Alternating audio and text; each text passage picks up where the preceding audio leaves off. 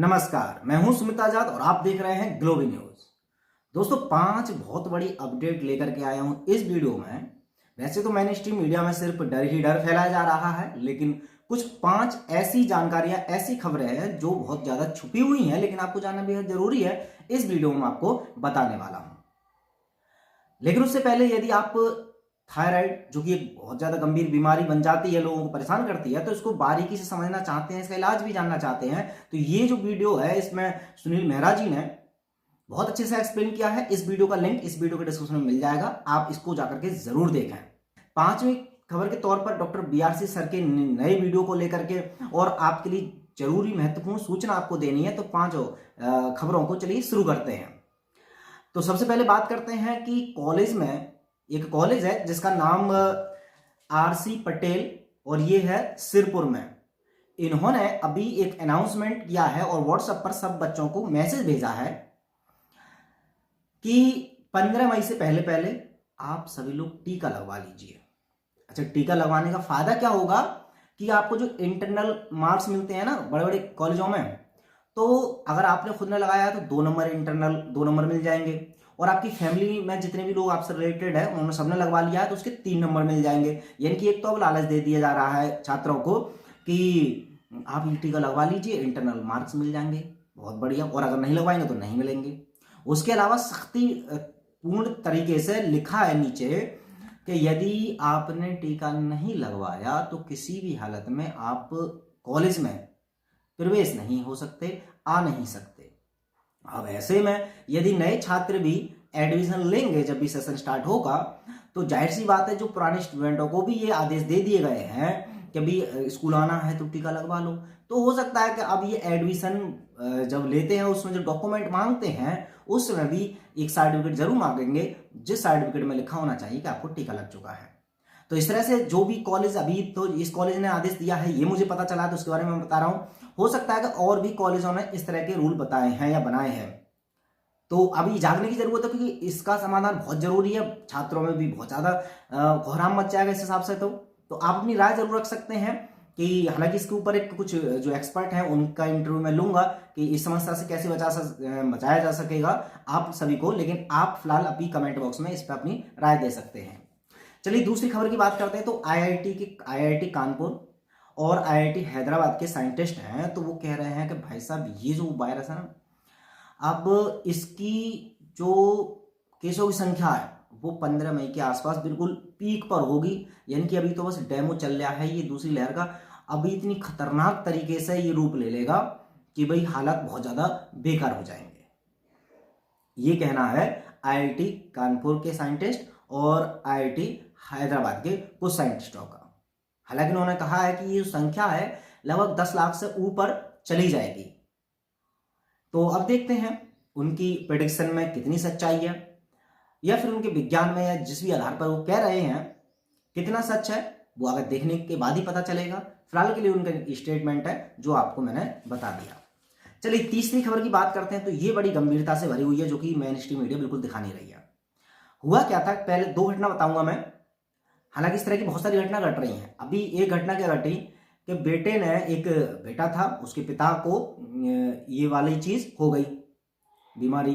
तो अब क्या हुआ कि उसको एडमिट कराया गया।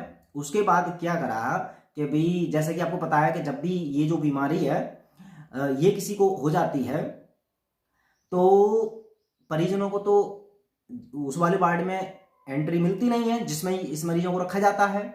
तो ऐसे में आपको केवल फोन पे ही ये कॉल आती है कि आपके ये परिजन थे और ये गुजर गए, और फिर उसके बाद वो पहुंचते भी हैं तो उनकी जो शव होता है वो बिल्कुल लिपटा हुआ, मतलब पैक होता है।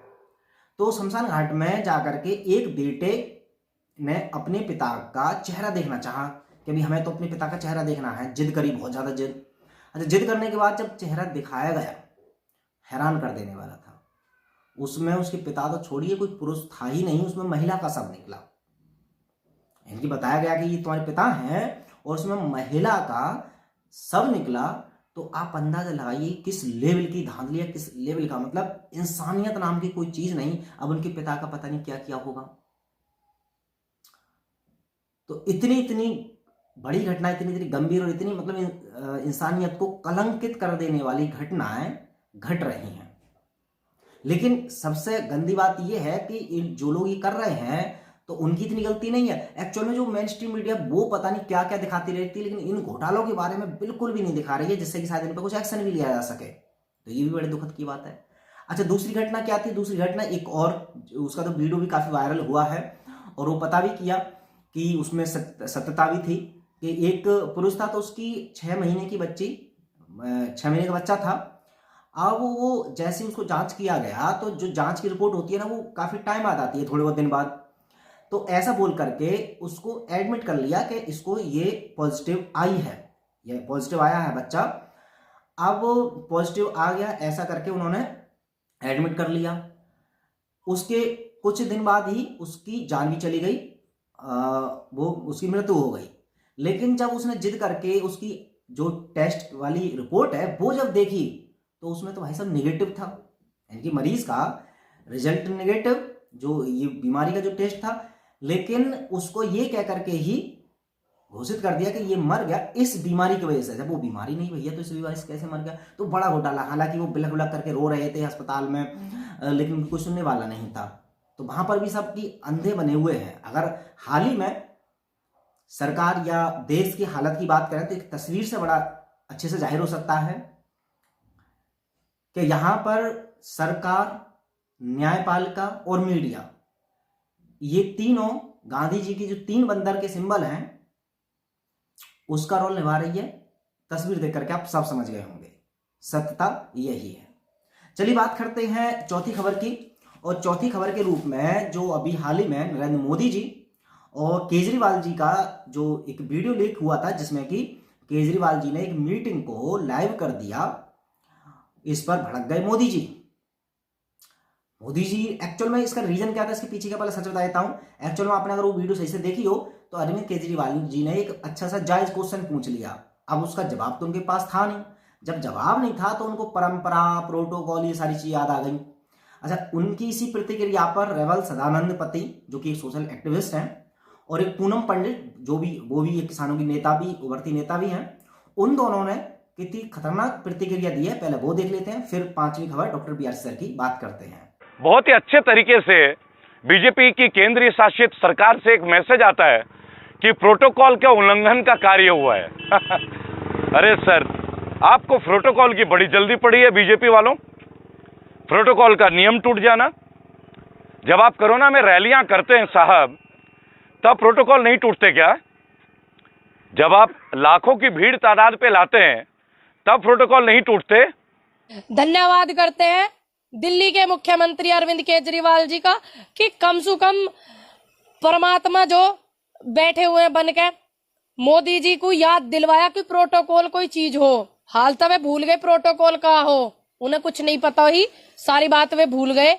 लेकिन मुख्यमंत्री अरविंद केजरीवाल जी ने याद दिलाया उन्हें, शुक्र है उनके याद आ गई, नहीं तो उनके रैली सु, चुनाव प्रचार सु, इन 2-3 बातों के सिवा कुछ भी याद नहीं रह रहा। तो दोस्तों चलिए सीधे चलते हैं 5वीं खबर के रूप में। तो डॉक्टर विष्णु प्रसाद चौधरी जी ने हाल ही में एक वीडियो रिलीज की है।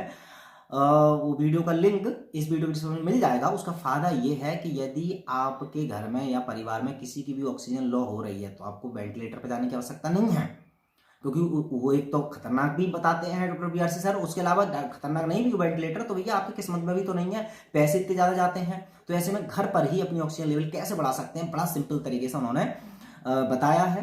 तो आप एक काम कीजिए, इस वाली वीडियो का लिंक इस वीडियो डिस्क्रिप्शन में दे दिया है मैंने, वहां पर जाकर के देख जरूर लीजिएगा। चलिए और इंपॉर्टेंट खबरों के साथ मिलते हैं अगली वीडियो में, तब तक अपना ख्याल रखें। जय हिंद।